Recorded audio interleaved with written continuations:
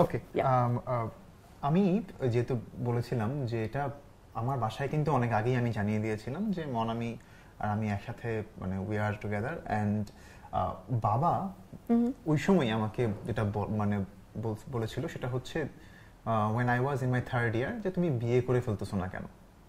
হ্যাঁ, এবং না আসলে হ্যাঁ ওইটা বাবা আমাকে ওই সময় বলেছিল তুমি বিয়ে করে ফেলছো না কেন।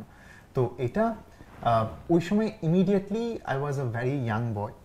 হ্যাঁ, আর আমার মাথায় যেটা প্রথম যে জিনিসটা মাথায় আসছিল যে আমি যদি বউ বিয়ে করে নিয়ে আসি আমি বউ খাওয়াবো কি, সেটা আমার মাথায় আসছিল।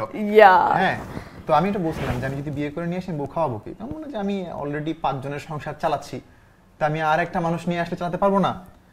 তো এই একটা আমি পেয়েছিলাম, বাট তারপরও I could not set my self free from the social fear and people's judgement যে আমি যদি বউ বিয়ে করে নিয়ে আসি আমার বাবা হয়তো আমাকে ওই সাপোর্টটা দিবে, বাট কিন্তু আমার আত্মীয় স্বজনেরা হোক, আমার বন্ধু বান্ধবেরা হোক বা সমাজের মানুষজন হোক, ওরা আমাকে কথা শোনাবে যে নাফিস তো মানে যেইভাবে যেই জিনিসগুলো দিয়ে কথাবার্তাগুলো হয় বলে দাও খোলামেলা আড্ডা না থাকুক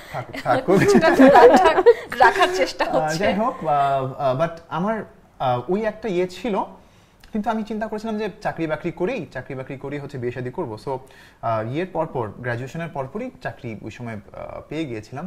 তো তারপরে তখনই আমি ওর বাসায় হচ্ছে প্রস্তাব পাঠিয়েছিলাম এবং এরপর তো বিয়ে শাদী হলো। তবে একটা বিষয় যেটা আপু সেটা হচ্ছে যে বিয়ে শাদীর আগে থেকেই টাকা পয়সা নিয়ে আসলে মাথায় চিন্তা ভাবনা ছিল, কারণ ওই সময় যখন আমরা মাস্টার্সের স্টুডেন্ট তা আমাদের হাত খরচের জন্যই বলো আর যে কারণেই বলো আমাকে বাবা ওই সময় মাসে 4,000 টাকা পকেট মানি দিত। ওকে, হ্যাঁ 4,000 টাকা পকেট মানি মাসে দিত 2020-21 4,000 টাকা। তো 4,000 টাকা এখন দেখা যায় যে একবার তুমি যদি ডেটে বের হও হ্যাঁ তোমার কাজ শেষ ওই জায়গায় শেষ। সো আমরা ডেটে বের হতাম না, খুব সহজ হিসাব, এক মাসে পকেট মানি ডান। হ্যাঁ, ডেটে বের হতাম না আমরা, উই ওয়্যার ক্লাসমেটস। সো আমরা ইউনিভার্সিটিতে দেখা সাক্ষাৎ হতো, কিন্তু ওই জিনিসটা না অনেক আগেই মাথায় চলে আসছে যে টাকা পয়সার ব্যাপারটা যে কিভাবে করতে হবে, এবং আমরা প্ল্যান করতাম যে ও যতটুকু পাইতো আমি যতটুকু পাইতাম দেখা যায় মিলায়। Monami use to do tuitions, তো সব মিলে আমাদের হাতে মাসে তখন থেকেই দেখা যেত যে প্রতি মাসে 10,000 টাকা 12,000 টাকা থাকতো। এবং এটা আমরা আসলে করতাম না মানে যেটা তোমার টাকা এটা আমার টাকা, এটা কখনোই ছিল না আমাদের ভিতরে, তখনও ছিল না। তো ওইটা somehow has continued till now. It has continued till now, যে এখনো ওই ব্যাপারটা আসলে আমরা এভাবে ডেভেলপ করিনি। বাট দেন অ্যাগেন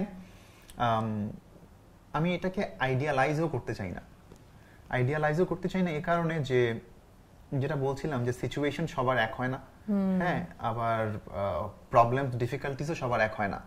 অনেক ক্ষেত্রে এই জিনিসটা এক্সপ্লয়টেশনে চলে যেতে পারে। হ্যাঁ, সো ফাইন্যান্স অনেক ক্ষেত্রে আমি মনে করি if you have that understanding তাহলে একসাথে করা যেতেই পারে, কোনো সমস্যা না। কিন্তু যদি আবার অনেক ক্ষেত্রে অনেক অনেক প্রবলেম থাকে আপু যেটা আমাদের হাতে থাকে না, ওই ক্ষেত্রে আমার মনে হয় যে নিজেদের হিসাব অনেক ক্ষেত্রেই নিজের কাছে রেখে আমি একটা যদি কন্ট্রিবিউটরি একটা কিছু করতে পারি সেই প্রেক্ষিতে চিন্তা করা দরকার, এটা আমার কাছে মনে হয়।